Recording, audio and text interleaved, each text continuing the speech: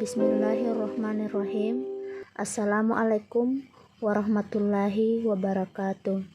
Alhamdulillah, berjumpa lagi di pembelajaran daring kita dengan submateri zakat fitrah dan zakat mal pada subtema zakat mal. Zakat mal adalah mengeluarkan sebagian harta yang dimiliki seseorang karena sudah nisab dan haul sesuai dengan ketentuan syariat Islam. Tujuan utama zakat mal adalah untuk membersihkan harta yang dimiliki seseorang.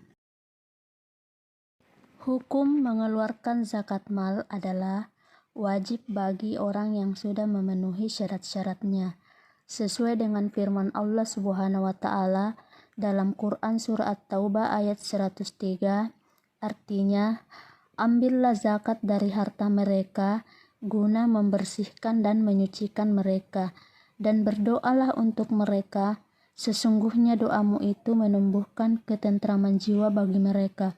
Allah Maha Mendengar, Maha Mengetahui.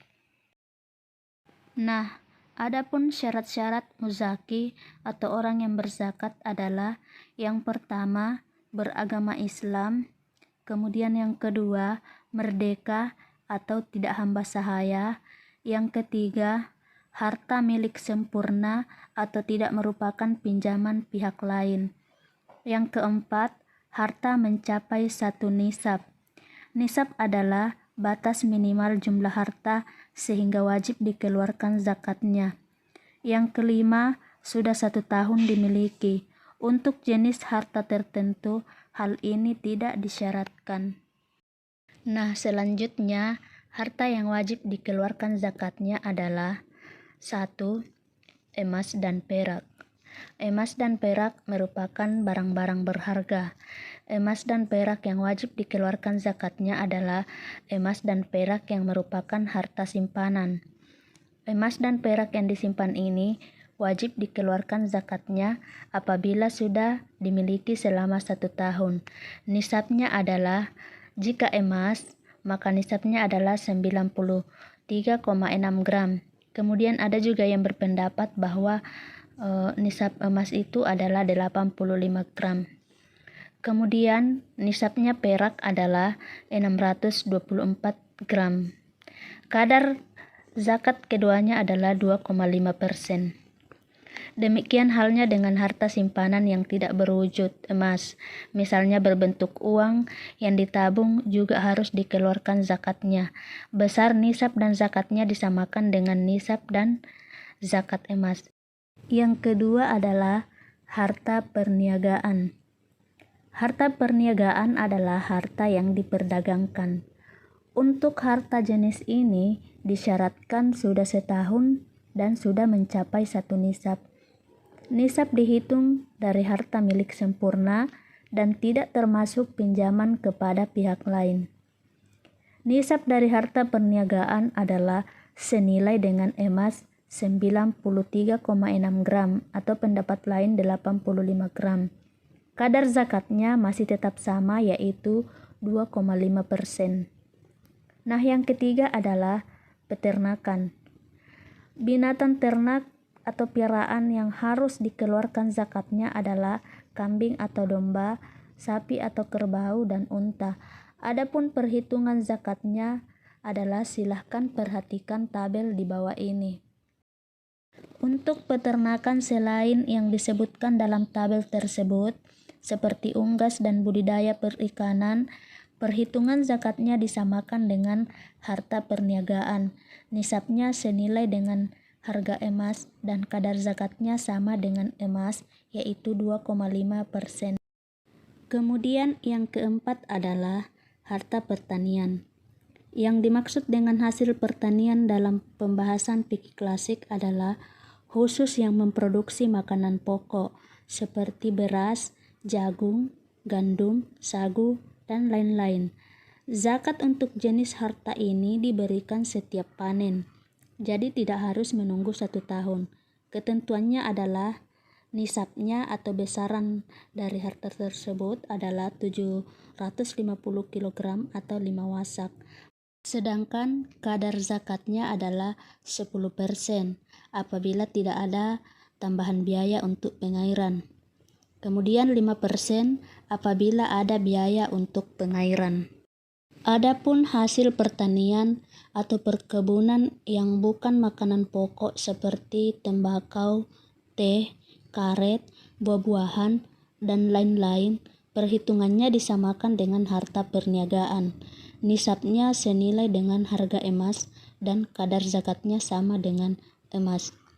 Nah, yang kelima adalah harta temuan atau rikas. Harta rikas adalah harta terpendam yang ditemukan.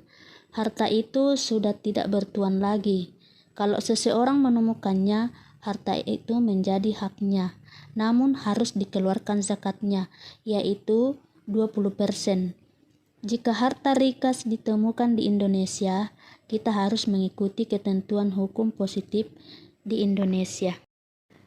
Baik, sekarang kita akan membahas tentang orang yang berhak menerima zakat atau mustahik.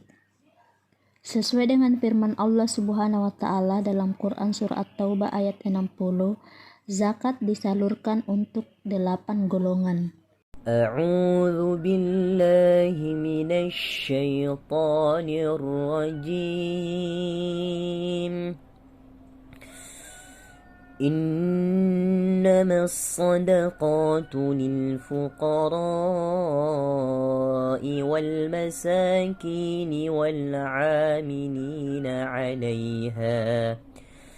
والعاملين عليها والمؤلفة قلوبهم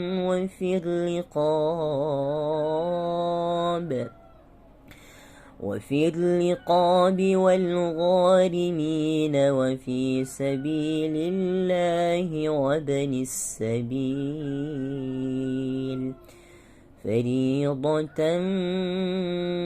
من الله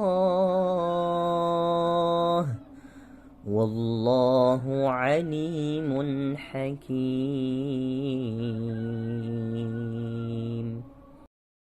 Dari penjelasan ayat ini, zakat itu secara rinci diperuntukkan kepada yang pertama, fakir. Adalah orang yang memiliki harta sangat sedikit, tidak mempunyai pekerjaan, dan tidak dapat memenuhi kebutuhan sehari-hari. Yang kedua, miskin. Adalah keadaan orang yang mempunyai sedikit harta dan penghasilan, serta tidak dapat memenuhi kebutuhan sehari-hari. Yang ketiga adalah amil. Adalah orang yang mempunyai tugas untuk mengurus zakat mulai dari pengumpulan sampai kepada pembagiannya. Nah, selanjutnya adalah mu'allaf. Mu'allaf adalah orang yang hatinya masih lemah, seperti baru saja masuk Islam. Zakat mu'allaf ini untuk memantapkan hatinya. Nah, selanjutnya adalah riqab. Riqab adalah memerdekakan budak dari majikannya. Jadi zaman dulu itu masih ada namanya sistem perbudakan. Nah, setelah budak ini dimerdekakan, maka dia mempunyai kebebasan hidup sebagaimana layaknya. Kemudian yang keenam adalah ghorim, orang yang mempunyai banyak hutang. Hutang itu bukan untuk maksiat, tetapi untuk kebaikan. Selanjutnya, sabilillah. Sabilillah adalah segala usaha yang bertujuan untuk menegakkan agama Allah, seperti mengembangkan pendidikan, kesehatan, dakwah, panti asuhan, dan lain-lain. Dan yang terakhir adalah Ibnu Sabil. Adalah orang yang kehabisan bekal dalam perjalanan, dan perjalanan yang dilakukan itu bukan untuk maksiat, seperti menuntut ilmu, berdakwah, silaturahmi, dan lain-lain. Baik, selanjutnya adalah hikmah zakat. Yang pertama, mengurangi kesenjangan sosial antara mereka yang kaya dengan mereka yang miskin. sebagai pilar amal jama'i antara mereka yang berada dengan para mujahid dan dai yang berjuang dan berdakwah dalam rangka meninggikan kalimat Allah, membersihkan dan mengikis akhlak yang buruk, sebagai alat pembersih harta dan penjagaan dari ketamakan orang jahat. Selanjutnya, sebagai ungkapan rasa syukur atas nikmat yang Allah berikan. Kemudian, untuk mengembangkan potensi umat. Kemudian, dukungan moral kepada orang yang baru masuk Islam. Dan yang terakhir adalah sebagai penambah pendapatan negara untuk proyek-proyek yang berguna bagi umat. Baik, demikian pembelajaran kita hari ini. Sampai ketemu di video-video pembelajaran selanjutnya. Assalamualaikum warahmatullahi wabarakatuh.